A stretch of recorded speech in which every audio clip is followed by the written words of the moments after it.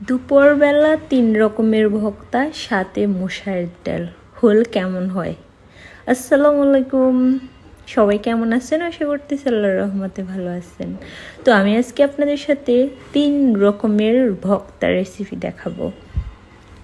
ভর্তাটা আমার ভীষণ প্রিয়, এটা যদি প্রতি বেলা হয় আমার ভালো লাগে। তো আমি প্রথমে দেখাবো আপনাদের চিংড়ির ভর্তাটা।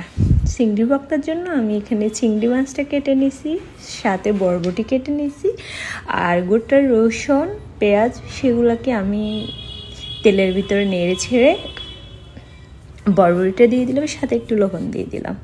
তো এখন আমার এগুলো হয়ে গেছে, এগুলো আমি উঠাই নিচ্ছি। চিংড়ি মাছের সাথে আমি লাল মরিচ দিব এখানে। তো লাল মরিচগুলোকে একটু টেলে নিব এখন। তো কালার হয়ে গেছে, এখন আমার মরিচগুলো উঠাই নেব।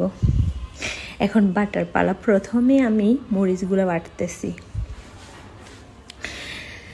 মরিচগুলো বাটা শেষ, এখন আমি মাছ আর রসুন পেঁয়াজ আর সাথে বরবটি সবগুলোতে টালা শেষ হয়ে গেছে, ওগুলোও বেটে নিলাম। একটু সরিষার তেল দিয়ে মেখে নিব। তারপর এখানে আমি একটা তেলাপিয়া মাছ নিলাম, ছোট সাইজের একটা তেলাপিয়া মাছ নিলাম। মাছটা সুন্দরভাবে কেটে নিব।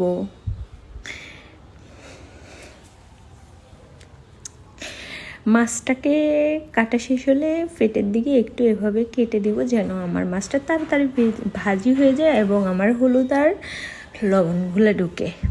তো এখানে একটু সরষের তেল দিয়ে দিচ্ছি, সাথে মাছটা দিয়ে দিব। এখন মাছটা ভালোভাবে ভেজে নিব।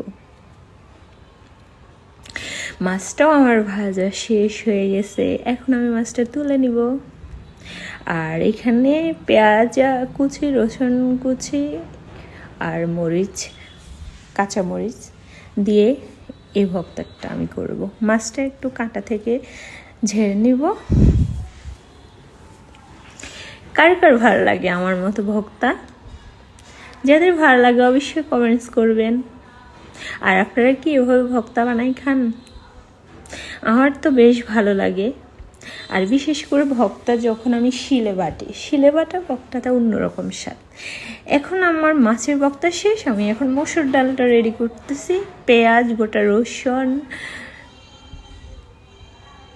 হলুদ, লবণ, কাঁচামরিচ, সরষের তেল সব কিছু দিয়ে বসায় দেওয়ার পর আমার ডালটা হয়ে গেল।